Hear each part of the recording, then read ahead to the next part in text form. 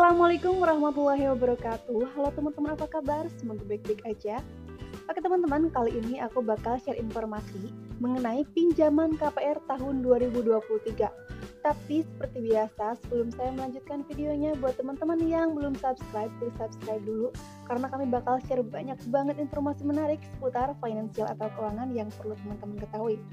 Oke, kita langsung saja simak informasi selengkapnya.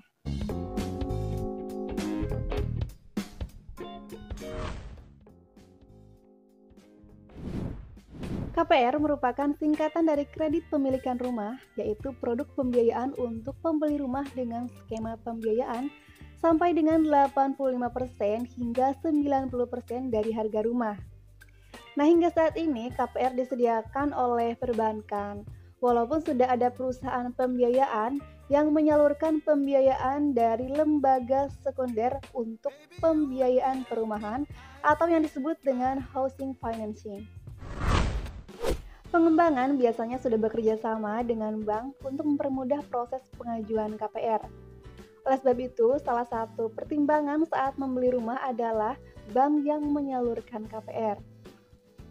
Permohonan KPR diajukan dengan mengisi formulir pemesanan unit dari pengembang serta melunasi biaya pemesan dan uang muka, kemudian lengkapi formulir pengajuan kredit dan siapkan dokumen-dokumen penting.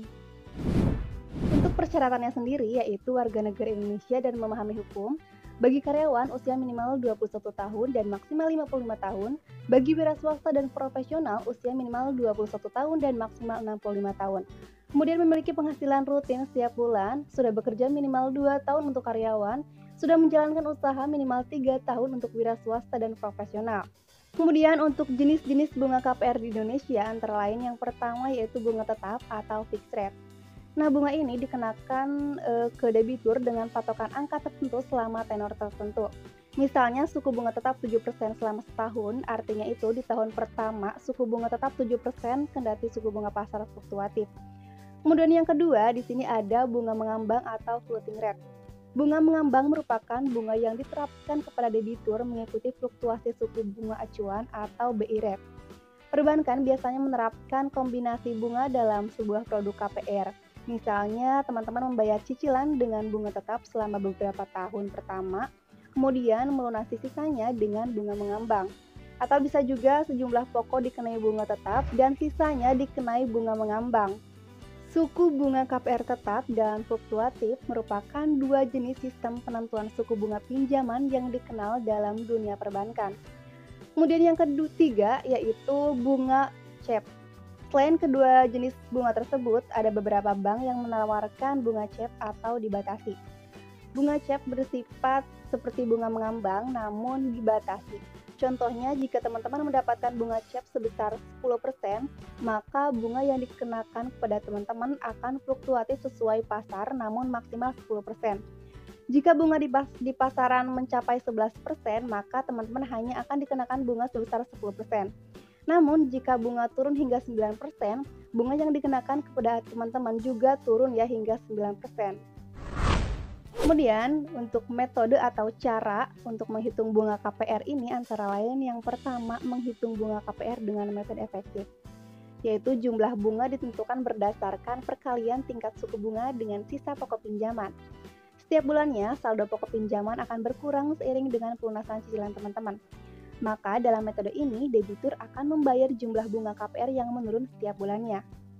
Kemudian yang kedua, menghitung bunga KPR dengan metode flat. Dengan metode flat, bank memberi pinjaman akan menghitung bunga berdasarkan pokok pinjaman di tahap awal. Berbeda dari metode efektif yang berdasarkan sisa pinjaman, maka debitur harus membayar jumlah bunga yang sama setiap bulan lantaran pokok pinjaman karena faktor pengali dari bunga tidak berubah. Nah, dengan demikian, porsi pokok dan porsi bunga KPR pun dalam jumlah cicilan yang tidak berubah. Kemudian yang ketiga, menghitung bunga KPR dengan metode anuitas. Metode anuitas bisa dikatakan sebagai modifikasi dari metode efektif. Metode ini mengatur jumlah angsuran pokok dan bunga yang dibayar senantiasa sama setiap bulannya.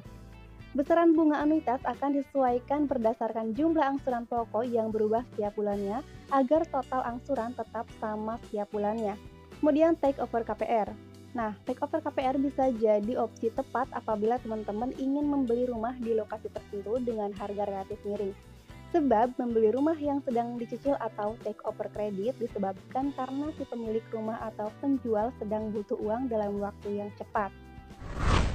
Pihak perbankan pun melihat ini sebagai pangsa pasar yang prospektif, sehingga biasanya memberi banyak kemudahan terutama bagi nasabah yang dinilai bankable.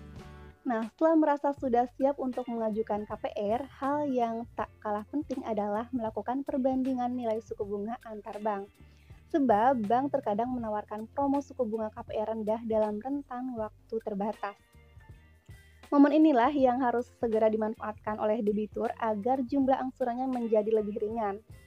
Nah, agar memudahkan teman-teman dalam memilih bank yang tepat, aku bakal kasih tahu sama teman-teman mengenai 5 bank dengan penawaran suku bunga KPR rendah per Februari 2023. Yang pertama di sini ada Bank BTN. Nah, teman-teman, terhitung mulai 1 Januari tahun 2023, BTN akan menaikkan bunga KPR kolaborasi dengan pengembang pilihan menjadi 5,46%. Selain itu, BTN juga memiliki program bunga fix 2 tahun mulai 7,59% dan bunga fix 20 tahun dengan bunga 11,59% untuk nasabah berpendapatan tetap dan 12,59% untuk non-fix income.